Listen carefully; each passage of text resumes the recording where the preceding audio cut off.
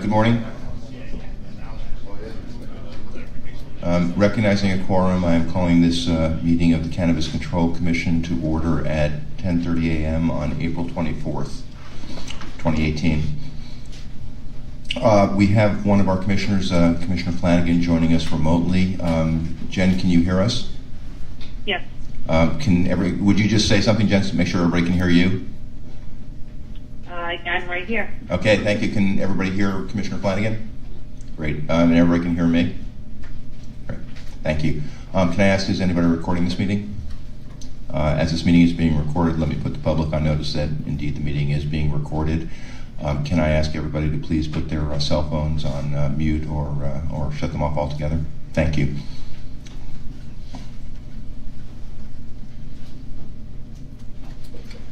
Let me go into the agenda. We have one set of minutes from previous meetings to approve, which we deferred from last week, so we'll do that. The Executive Director's report has several contents. One is we have a new senior employee that joined us, so we'd like to introduce her. We also are going to post one additional job posting, which we'll do. And then in the weekly update, we'll talk about where we are with respect to priority certification, both in terms of how many applications we've received, where they are in the process, what the next steps are. We'll give a brief update on the license application process, which started, as you're all aware, on April 17th. So we have some activity there that we'll talk about. We have, as we mentioned last week, a contract that has been negotiated by our general counsel for investigative services, and we'd like to, or the executive director is going to review that with us and ask for our approval, and then we'll get into the body of the meeting in terms of approval of priority certification for completed applications. There were two topics that were deferred from last week that I'd like to get back into and hopefully resolve. One is, do we set an expiration date on priority certifications? So we'll discuss that. And we had also talked about clarifying the definition of outdoor cultivation, which again we agreed to defer to this week. So unless there's other new business that anybody else is aware of, that will be the agenda. I suspect it won't last till 2 o'clock, but we'll take as much time as necessary. And let me start by going to the minutes for the meeting of February 28th, 2018. Has everybody had a chance to review these? Yes.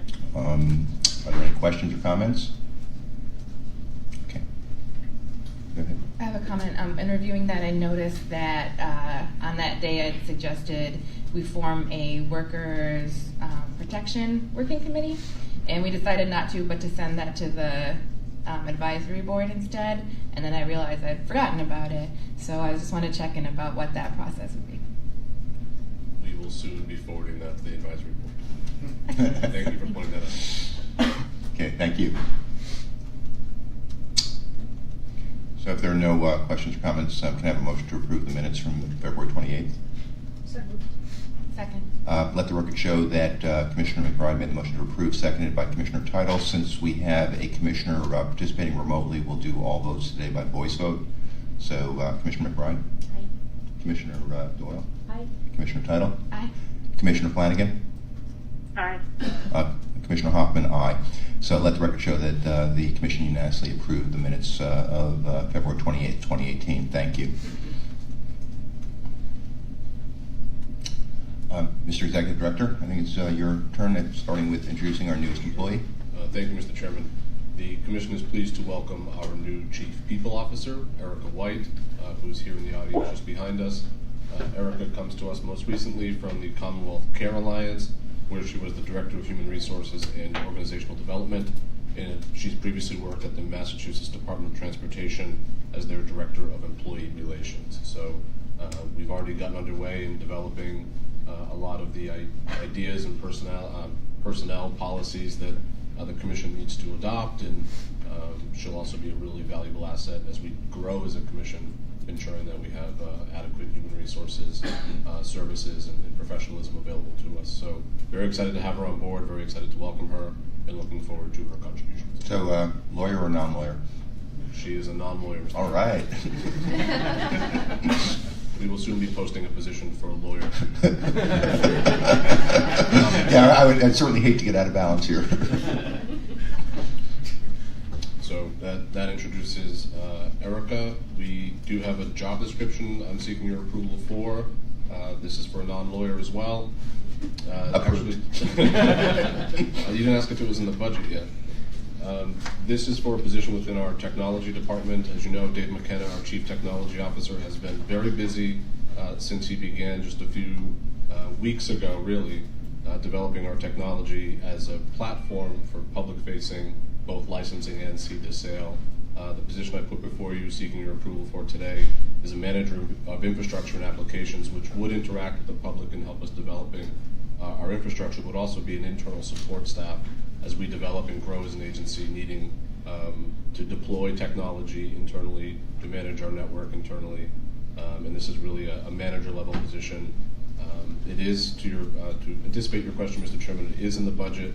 The Commission did anticipate in the original organizational chart 2 positions of IT support. This would be a more senior level or manager level position, thus leaving a more junior level available for future additions. But this is really an infrastructure and applications role to begin developing our IT team internally. Okay. Any questions or comments? Commissioner Flanagan, any questions or comments? Nope. Okay, I'm then good. can I have a motion to approve, please?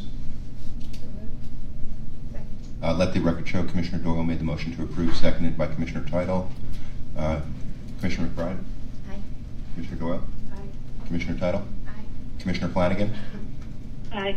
Commissioner Hoffman, aye. Let the record show that the Commission unanimously approved this job description. I'm sure you're going to hate when I'm not bugging you anymore to fix my computer, right, Dave? I do it. What's that? I enjoy it. Sure, yeah, you have to say that.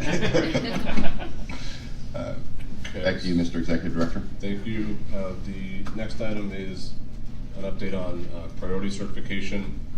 There's a batch seeking your approval later. That said, the slide, as you'll see, indicates that we have 1,100 or so unique user accounts that have been created. In total, we've received, or there have been started, 812 applications. Staff to date has reviewed at least 62% of those, and that number is increasing on a daily basis. We've also reopened 41 applications.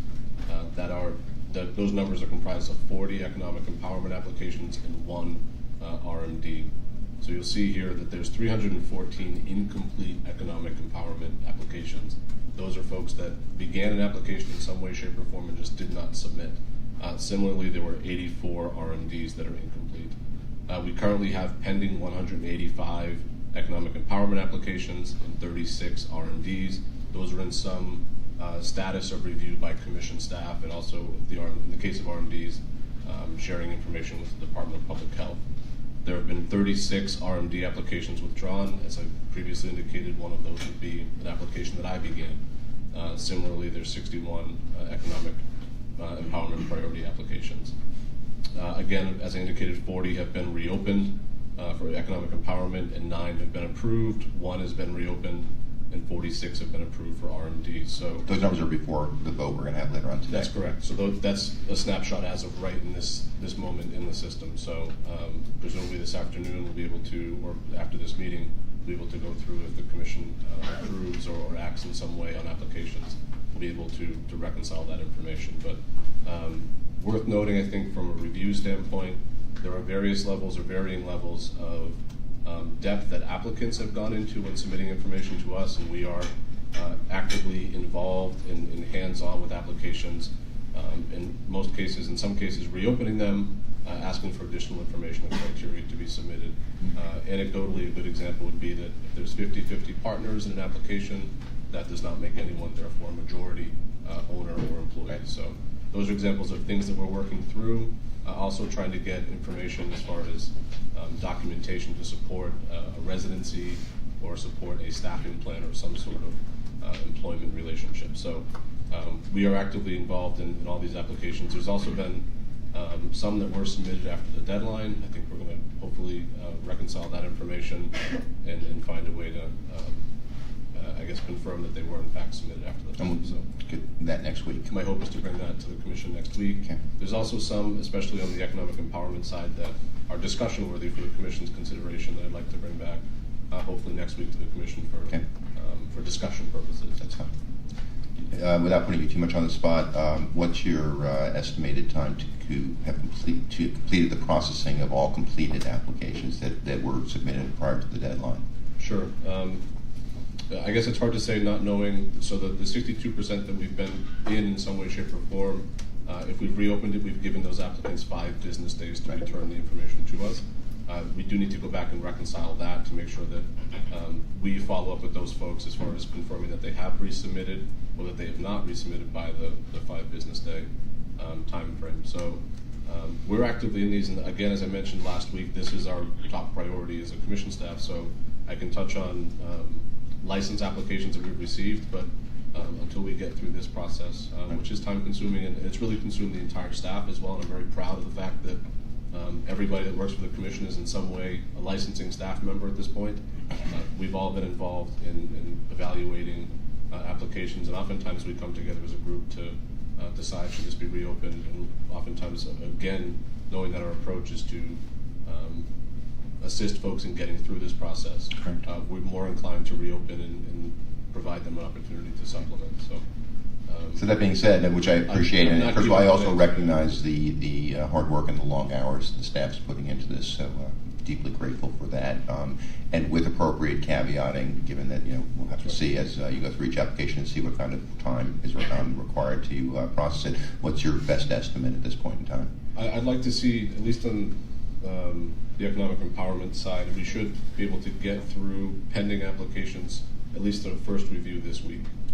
That would, if applications are in fact reopened, that would kick us into next week. So hopefully being able to put a bow on things by probably 2 weeks out from now. Great. Thank you.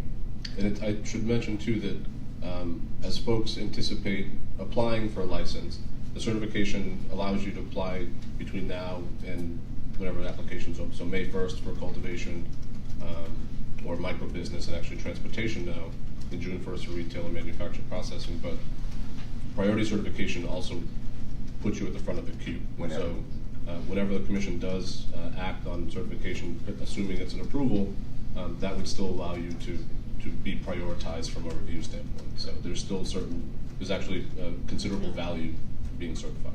Great. Thank you. Are there any questions or comments? Go ahead. I assume when somebody withdraws, there's no there's no field to put in the reason, right? That's correct. You may not, but do you have any insight as to the 61 and 36 that were withdrawn, why they were withdrawn? My assumption, and it really is an assumption, partly anecdotally, and also based on my own experience, I went into an application and created an application to ensure that I could walk through the various steps. Once I realized that I was successful in doing that, I withdrew the application. So I think a lot of it is folks that were in an application to see what it was like.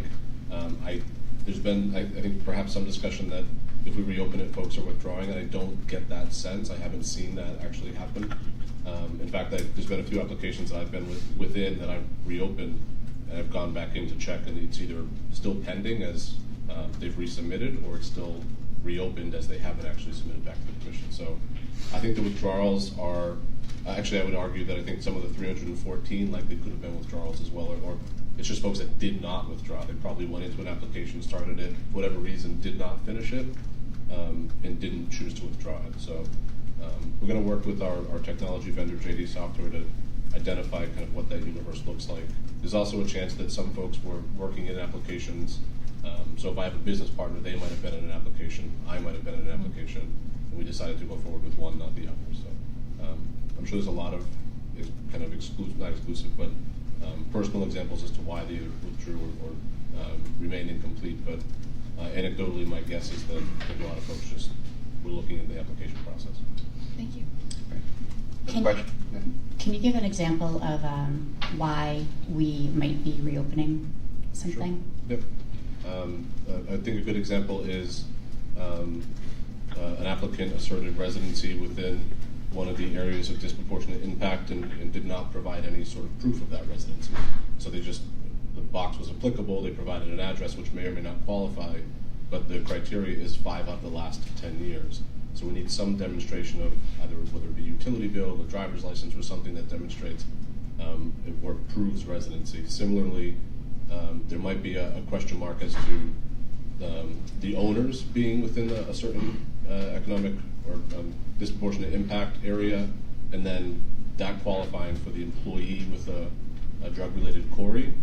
If it's not clear that owners are not employees, that information would need to be demonstrated to us in some way, shape, or form. So predominantly it's for documentation or some sort of further explanation of who are your employees. So bear in mind it's 51% on today and 75% by day one. So if there's no sort of documentation that either supports that or gives us or illuminates that for us, we might ask for more information. Some folks went through and clicked that 4 out of the 6 were applicable, but provided no documentation at all. And so we want to give folks a chance to supplement that, to give the staff something to rely on. And just for the edification of people who might not know, when we're going back and asking for information, what is the level of information that we're adding? How helpful is the communication that we're sending back to the applicant in telling them what they need? Sure. In some cases, it's so you may recall that criteria E is Black, African American, Hispanic, Latino. There's no documentation required for that. So that's essentially someone's declaring that as applicable. But A, for instance, is within an area of disproportionate impact. And if there is no proof at all, we might say recall that criteria A requires a majority of ownership, and if the applicant has provided that they're 50-50 partners, again, that wouldn't qualify as majority of ownership.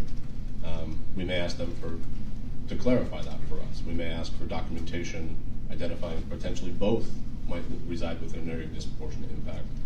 We are also checking the census tracts. I would also encourage folks to go to our website. There's guidance on the census tracts for Boston, Lowell, Springfield, and Worcester, those 4 specific cities. So that's something that we'll reconcile and try to get information on. But what we do is we restate the criteria. So criteria A, B, C, or D requires X, and what you provided for whatever reason, whether it's the 50% and therefore not a majority, or no documentation at all, we'll ask for documentation. So it's fairly case specific and fairly in depth. I mean, we're not talking about a stock response.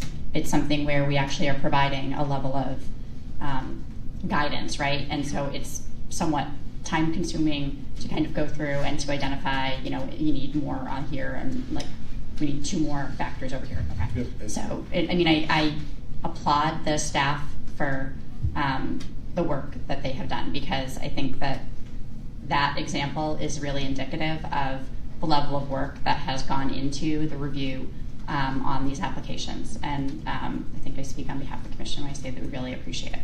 And thank you for that. I should note it's gotten more in depth. At first, especially when we were in the applications, the application deadline was still looming.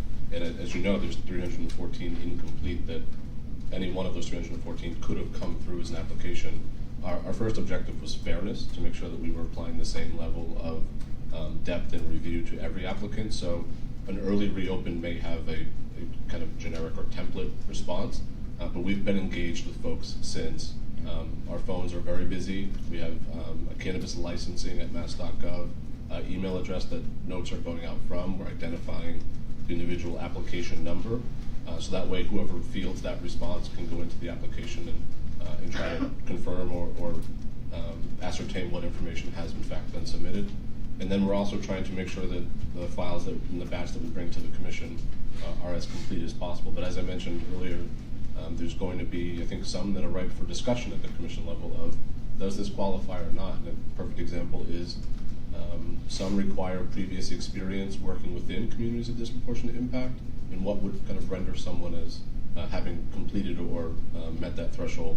Similarly, qualification F, the final qualification, is some significant experience that demonstrates, eligibility for certification. So those things combined are, I think the commission has a bit of discretion over what actually would render someone as qualified under that. So we're trying to identify those applications as well to set aside for commission review and discussion. So it's an in-depth process. It's time-consuming, of course, but again, it's really been a full staff effort. So we've been very busy, but we're spending as much time in these as possible.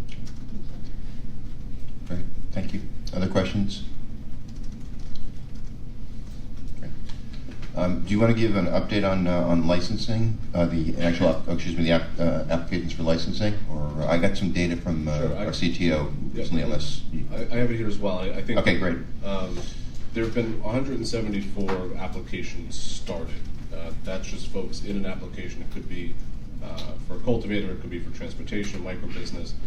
As a reminder, all application types are available at least to begin filling out on our website. And so 174 have started to do that, and those are kind of unique applications. Of those, 19 have actually submitted to the commission for review.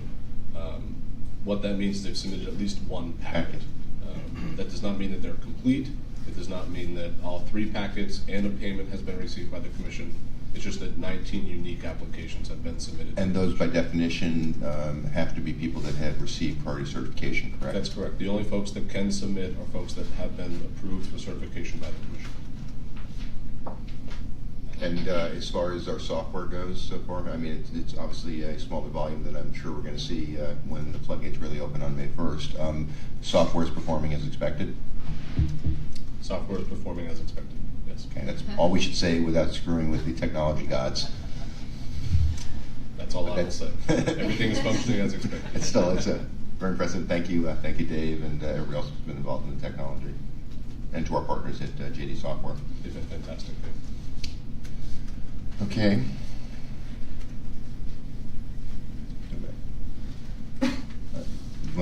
We can switch sequence if you'd like. You want to do the investigative services contract first, Why then don't we we'll do go that? through the recommendations for approval. Sure. So as the commission will recall, at I believe it's either 2 or 3 previous meetings ago, the PMT for the investigative services RFP, pardon the acronyms, had recommended that the commission engage in negotiations with Creative Services Inc.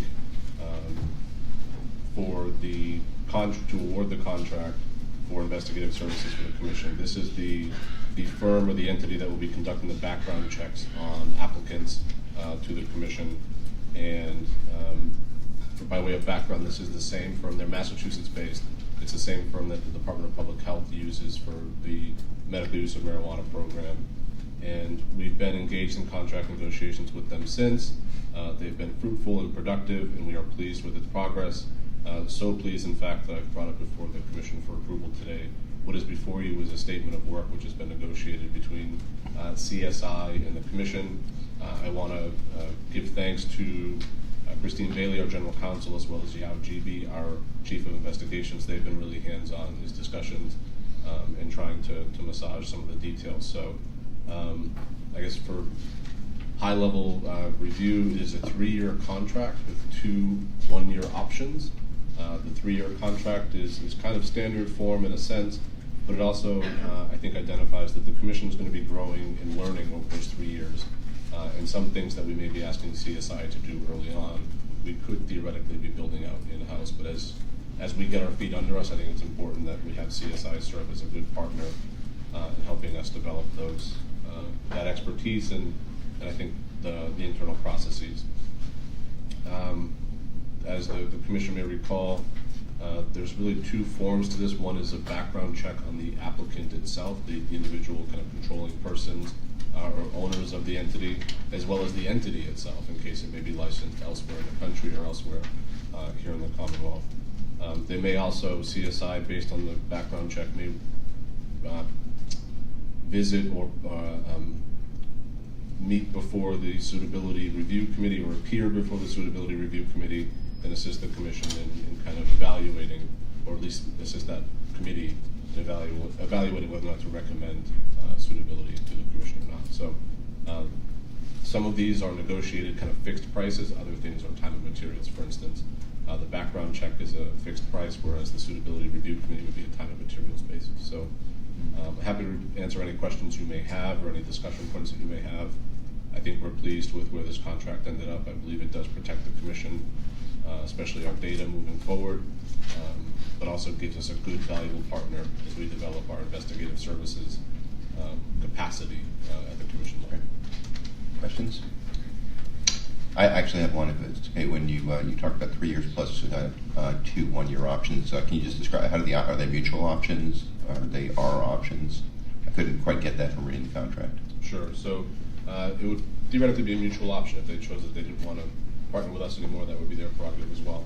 But it's primarily a commission option that we can extend the contract individual years. And no cancellation fee if we do so after 3 years? That's correct.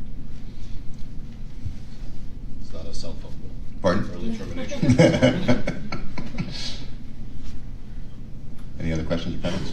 Commissioner Connell? I have several questions, but first I just want to say, looking at the volume of applications that were just presented to us and that the whole staff was working on it, that you were able to negotiate this contract is very impressive and speaks to the long hours, so thank you for your work on this. So first, I just wanted to clarify that I'm understanding the costs correctly. So I'm looking at table 3 on page 13. And I'm looking at deliverable and tasks number 3 and number 4. So my question is,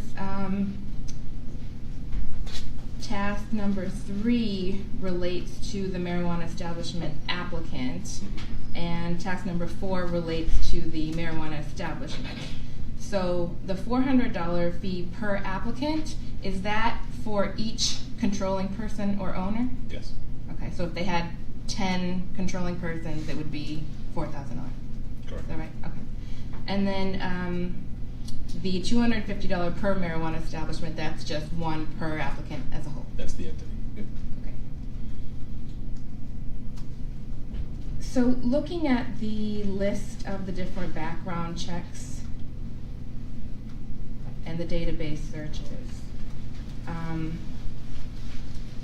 I would be more comfortable voting on this if I had a independent sort of explanation or evaluation of why each of these searches are necessary and what they are. Is that something that could be provided? We could certainly provide that for you, sure. Absolutely. Yep. I appreciate that. And then last question, looking at 10.4, the agent check. My understanding is that the marijuana establishments themselves would be performing the background check on the agent and then submitting that to the commission. So what is the purpose of having a background check in the... Yep. So that you're correct as far as the entities themselves would be conducting the background check on their individual agents.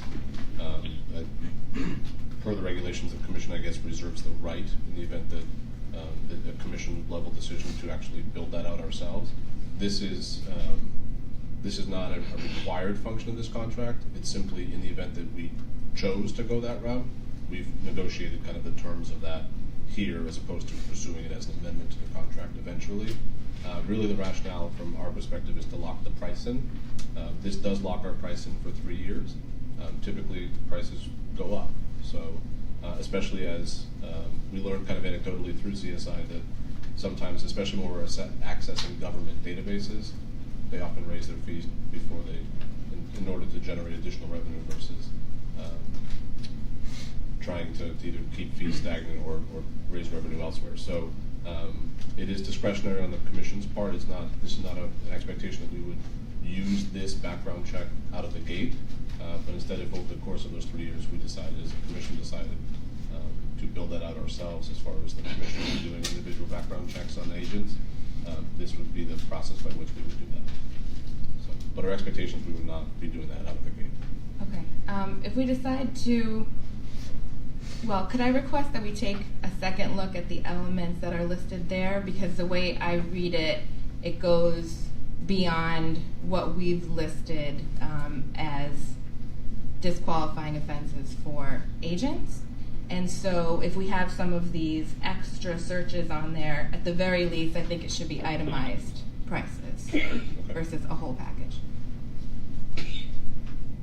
And I think it's worth mentioning here in this context too that, as I understand it, this is not kind of my expertise necessarily, but as entities or marijuana establishments, let's say RMDs today, as they bring on agents, they typically contract through investigative services firms, including CSI, and this would be kind of the standard background check that they would do on behalf of entities, and so that's kind of what's captured here, but we could certainly explore the idea of doing that more as an a la carte basis. Okay, because that's exactly my concern is I don't think this should be the standard background check. I think it goes beyond.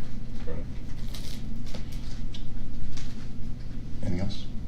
Can I just address Commissioner Title's concern? The other thing I can do is put some language into the contract that we're not holding this out as the standard for if marijuana establishments were to engage a background check service independently, as we anticipate that they're going to do.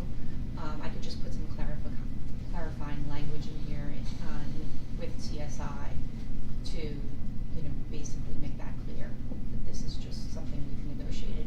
I think that would be great. I think that'd be useful in addition to the other two things that I suggested. Other questions, comments? Just so that I sort of have an understanding of what the concerns are, could Commissioner Title maybe explain which ones in the contract are concerned in terms of the marijuana establishment agents? The media search and social media search, for example.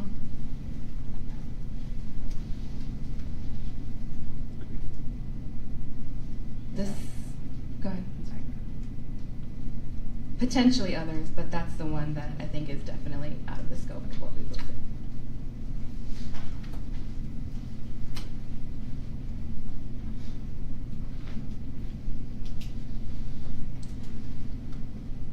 Any other comments? And we'll come back and discuss the issues that Commissioner Tuttle raised, but I'd like to get any other comments on the table or questions. Commissioner Flanagan? I don't have any. Thank you. So I have a strong sense, which I assume is supported by the Executive Director, of urgency on this, given that we have to start processing applications quickly. So I'd like to try to get this resolved, not rush through it without appropriate conversation and discussion, but I want to figure out how we can get through this as quickly as possible. And going backwards, if we were to strike out social media and media, which I don't believe would create any problems for our vendor, if we were to strike that out from that list, would that deal with that concern of yours? Commissioner Tuttle? Are you asking if that would deal with all my concerns? No, just the concern you raised about this list. Well, I don't know, because there are other items that I'm not clear on, and I just did a quick Google search, and I wasn't persuaded that they were necessary, but if I had a independent explanation of why they were necessary, then I could be convinced.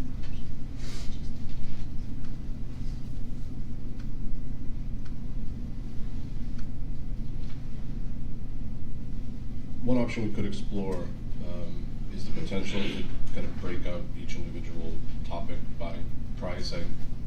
Frankly, with a concern I would have doing that is it would likely, using the controlling person or owner, so there's kind of a bit larger background check, it would likely amount to more than $400, which is what the contract currently stipulates. But that's something we could certainly entertain and bring back to CSI as a discussion point. Can I make a suggestion that a little bit, the list here is sort of in a vacuum, right, for us, because there aren't definitions that necessarily are kind of pinned to these. Before we talk about breaking them out and the implications of that, why don't we try to define what is included in this list? It may help to, if there's crossover, it might just help to kind of explain, for the commission what this list means, and then maybe we can sort of take it from there as where developing, whether it should be half of this list or all of this, or if they're, what does it mean? So I think that might be kind of a useful tool for us to have as we think about what it means going forward in terms of price and things like that. What are we getting for the money? Again, my concern is deferring this for a week until our next meeting.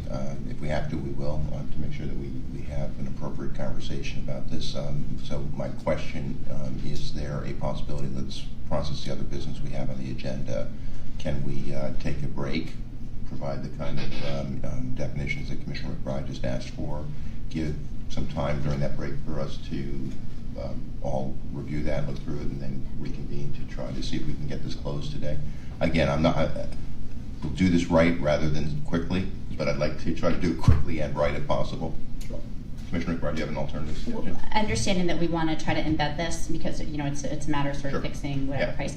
I mean, is it possible? And I look at to the general counsel. I know that I'm putting you on the spot here, but is it possible to maybe do this as an addendum that we could work on in the next week or so that we can approve substantively the larger part of the statement of work and kind of maybe address this in the next week and then do it as an addendum? Is that a possibility? So as not to kind of delay the other majority of the scope of work statement. So we could do it in the sense that the commission agrees in spirit with what's been negotiated, and that I bring an addendum before the commission next week. That's an option. The other thing I would note is that our Dow GB, our Chief of Investigations and Enforcement, has had an opportunity to kind of look at the scope of what they're proposing in terms of the types of searches. The other thing I would add is that CSI, as part of trying to get the contract from us, did a review of our regulations and statute and that kind of thing, and also took into consideration what they've done for DPH, and basically proposed this list to us as what they feel they would need to do in order to get the information that we're seeking under the regulations. So if the commission wants to take a brief break and hear from our Chief of Investigations and Enforcement, and we want to proceed with just looking at the contract, it's as negotiated with the potential of an addendum next week. I'm happy to do all of those things. Let me just, the question to me in terms of timing, when, Mr. Executive Director, when do we need to meet our deadlines and to deal with the applications that have already started, when do we need to start performing or have these investigative services performed, in your opinion? We'd anticipated starting with a kind of a kickoff meeting with CSI under contract by next week. Mm-hmm. Theoretically, that could still occur pending a contract. So this is urgent, but at the same time, I'd rather not rush it. I'm trying to find a compromise between both. I don't want to rush it either, but I also don't want us to start missing deadlines. So I guess more specific question, would you rather complete the conversation today or wait until next week? I think CSI is also part of this conversation, frankly, so given that they're not here and I wouldn't want to agree to something without having their kind of their agreement as well, it might make sense to table this for discussion until next week. Yeah, I'm uncomfortable, but if that's a recommendation, an alternative, and again, I'm just throwing this out for consideration, an alternative, since we have a 48-hour requirement for notification, is to have a special meeting that would be devoted just to this topic, perhaps on Friday. My understanding, Mr. Chair, based on conversations that I've had with CSI, is that they would have some availability on Friday. No, I'm talking about commission meeting on Friday. And for example, if we could explore both talk with them before Friday, and I'm confident, and if we wanted them to come before the commission on Friday, I think that would work as well. Commissioner McBride. I mean, I think that makes sense. I think that Commissioner Title raises some good points that we want to have a level of comfort with what we're paying for. We also want to have a level of comfort to make sure that what we put in our regulations is in fact reflected in what comes out when they are doing their checks. And so if it is a matter of asking someone from CSI to come and to talk to us a little bit about what would be included in here, or having, or possibly also having Yao come and talk to the commission about what's included in the report and his level of comfort, I think that might make sense to do, because I think that it's important that we're all comfortable with moving forward with this. So I think that we should think about that. Sounds good with you? So the plan here is to table this for the time being. I will take responsibility for setting up a commission meeting. It'll have to be Friday afternoon since we need a 48-hour notice. So as soon as we're done with this, we'll schedule that. I cannot offer you a location yet, but we'll find a location if we can't use the gaming commission space. And then if our general counsel can lead the process as described to bring the right people to the table, both ahead of time and potentially at the meeting itself. That'd be appreciated, and hopefully we can get this resolved on Friday. Is that acceptable to everybody? Since I'm asking you to do the work, general counsel, is it acceptable to you? Absolutely. Thank you very much. Okay. I think the next agenda item is the recommendations of the staff for approval of priority certification. Sure, thank you, Mr. Chairman. You have before you really three different batches. There is both RMD as well as economic empowerment. I also have suggested or proposed or recommended one RMD for denial as well. The first is the RMD priority applicant recommendations for approval. There are a grand total of 31 before you. These are a variety of provisional certificates as well as final certificates that have been reconciled and verified or confirmed with the Department of Public Health. And so therefore, after review and confirmation, as I indicated in previous meetings, we also go through and confirm any business information supplied to the Commission as well as any conflicts of interest. And actually, I should note there does appear to be one applicant who has identified a potential conflict that we may want to separate out. I can identify them by the application number if that's helpful. That would be. It is RPA 2019-27. So 2019-27? Yep, it's on line 15. Thank you. So there are 31 proposed RMDs that have applied for certification that after review, staff would recommend approval by the Commission. And just to reiterate the process, presuming that the Commission does vote to approve these applications, they will be contacted by staff as quickly as possible, and then the names and information will be posted by 5 p.m. today? That's correct. Okay, thank you. So are you recommending that we vote on 30 RMD prioritization applications, excluding RPA 201927? That's correct. Okay. I'm happy to take any questions the Commission may have as well. Are there any questions?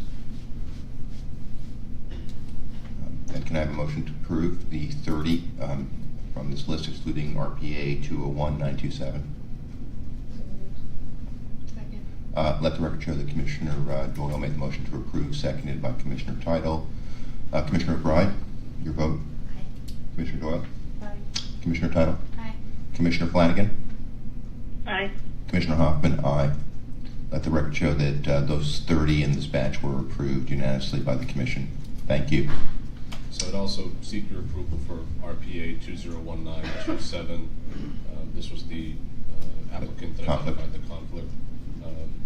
And so the recommendation would be for approval with Commissioner Flanagan potentially abstaining. Commissioner Flanagan, are you comfortable with abstaining on this one? Yes. Okay. And can I have a motion to approve RPA 201927? And there'll be 4 of us voting on this. Second. Let the record show Commissioner Doyle made the motion to approve, seconded by Commissioner Title. Commissioner McBride? Commissioner Doyle? Aye. Commissioner Title? Aye. Commissioner Hoffman? Aye. Let the record show that this was approved by, oh, I'm sorry, Commissioner Flanagan. Abstain. Thank you.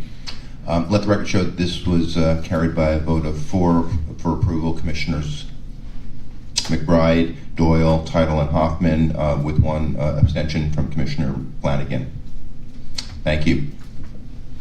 The next batch for staff would recommend approval is for economic empowerment priority applicants. There are a total of 16. That's 1-6. These are a variety of applicants that have indicated at least 3 of 6 criteria are applicable, and those applicable criteria have been verified or confirmed to staff's satisfaction. There are no known conflicts that have been identified, so therefore, based upon staff review, we would recommend approval of priority certification for these 16 applicants. Thank you. Any questions or comments? Can I have a motion then to approve these 16? Let the record show Commissioner Doyle made the motion to approve, seconded by Commissioner Title. Excuse me, Mr. Chairman. Oh, I'm sorry. I truly apologize. that was just muscle reflex. I apologize. Let the record show that the motion to approve was made by Commissioner McBride, seconded by Commissioner Title. Commissioner McBride, your vote. Aye. Commissioner Doyle. Aye. Commissioner Title. Aye. Commissioner Flanagan. Aye. Commissioner Hoffman, aye. Let the record show that these 16 were approved unanimously by the Commission. Thank you very much. There's one more, I think, that you're recommending for rejection. Is that correct? That's correct, Mr. Chairman. There was one RMD applicant that we've not been able to verify or confirm with the Department of Public Health. In fact, they're not known to the department, as well as their documentation supplied is not a PCR or FCR, and the applicant themselves, when asked in the field of is your certificate of your PCR FCR in good standing, they indicated no. So we are therefore not able to either verify or confirm them with the Department of Public Health, nor have we been able to get any sort of documentation that identifies them as a PCR or FCR. So therefore, based upon review, the staff would recommend denial of this application. Can I just ask, has there been any attempt to communicate with the applicant themselves? I'm just wondering. I mean, I'm wondering if trying to give a benefit of the doubt, if there's a confusion issue here, or just if there's been any communication. Yeah, the staff is not engaged directly with the applicant. A business search as well as kind of a media search has not been able to identify them as, and the address provided is more of a residential address. So I think it either could be a level of confusion, but given that they have applied for R&D status and there's no known entity within the Department of Public Health, even if we were to reopen the application, it would still be submitted as an R&D application. Any other questions or comments? Okay, so then the recommendation is to reject this application. That's correct. Do you have a number? You want? I guess there's no reason not to have a number. You need the application number? Yeah. So it's RPA 201953. I should also note that not receiving certification does not preclude someone from applying for a license. Correct. Starting on the 1st of May or the 1st of June.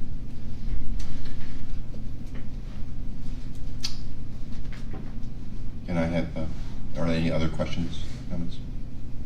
Then a motion to reject this application. So moved.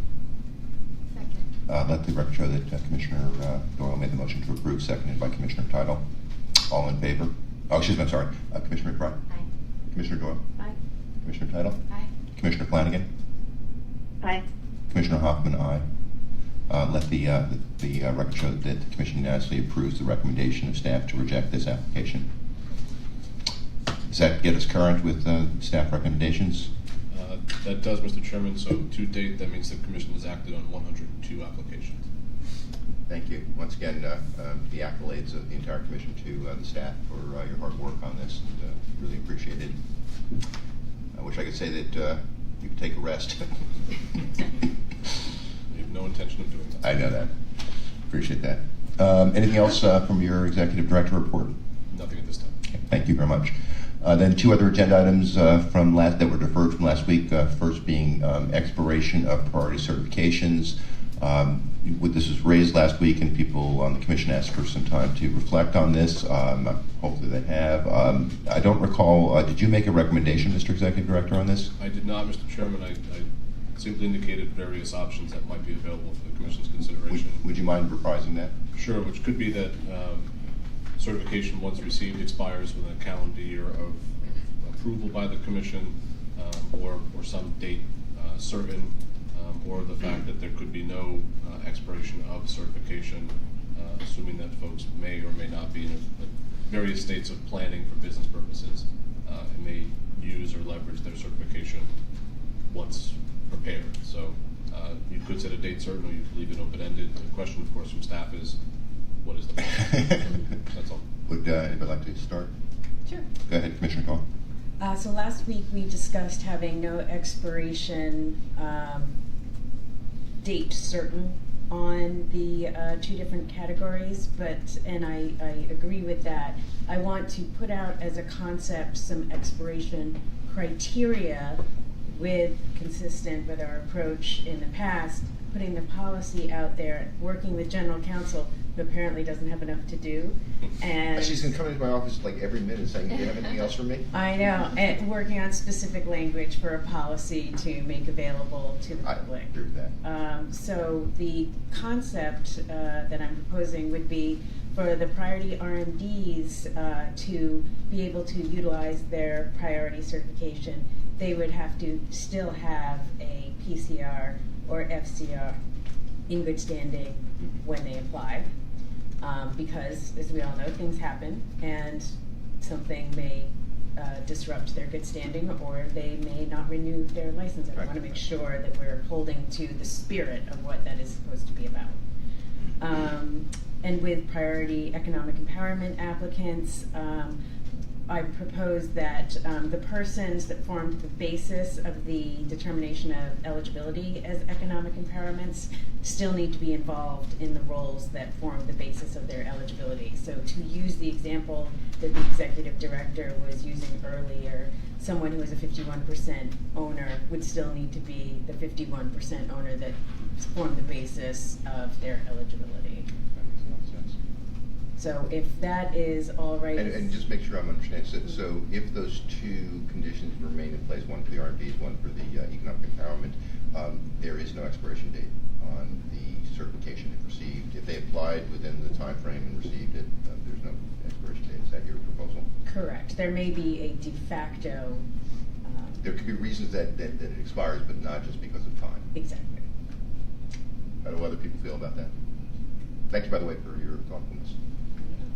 I agree with both of these. I think that it sets out a good policy, and I think it makes a lot of sense. So I appreciate Commissioner Doyle for bringing this up. Commissioner Taylor? I think that was a great catch. Classic Commissioner Doyle. It is isn't it classic Commissioner Doyle? The thing I would clarify then is that, I think you said this already, but especially as it relates to the first criterion of residency for economic empowerment, the owner would not still need to meet that requirement at the time of application. They would just still need to be the owner. Correct. Okay, As long as it's great. Commissioner Flanagan, any comments? No, not this time. Okay, then I propose that we take a vote on the recommendation of Commissioner Doyle in terms of the language that she'd like the General Counsel to develop. Can I have a recommendation or a motion to approve? So moved. Second. Let the record show that Commissioner McBride made the motion to approve the language, seconded by Commissioner Title. Your vote, Commissioner McBride? Aye. Commissioner Doyle? Aye. Commissioner Title? Aye. Commissioner Flanagan? Aye. Commissioner Hoffman, aye. Let the record show that the Commission unanimously approved that. Thank you very much. I really do appreciate your effort on that, Commissioner Doyle. Last agenda item is the proposed language to clarify the definition of outdoor cultivation, which was raised and tabled last week. To remind people of the proposal, here is the language that Commissioner Doyle suggested. Any further comments on that, Commissioner Doyle? I didn't receive any. Okay. I didn't receive any comment either. Okay. Commissioner Flanagan, any comments on this? No. Okay. Then can I have a motion to approve this language? So moved. Second. Let the record show that Commissioner Doyle made the motion to approve, seconded by Commissioner Title. Commissioner McBride, your vote? Aye. Commissioner Doyle? Aye. Commissioner Title? Aye. Commissioner Flanagan? Aye. Commissioner Hoffman, aye. Let the record show that this was unanimously approved by the Commission. Thank you again, Commissioner Doyle. Okay, I believe that there is no further business, so before I adjourn, let me just suggest that this slide is now no longer valid. Our next commission meeting will be Friday afternoon at a time to be determined, and we'll make a public notice of that sometime this afternoon. But then we will subsequently have our normally scheduled meeting next Tuesday, on May 1st, 10:30 at the Gaming Commission offices. There being no further business before the Commission, I am adjourning this meeting as of 11:25 on April 24th, 2018. Thank you very much.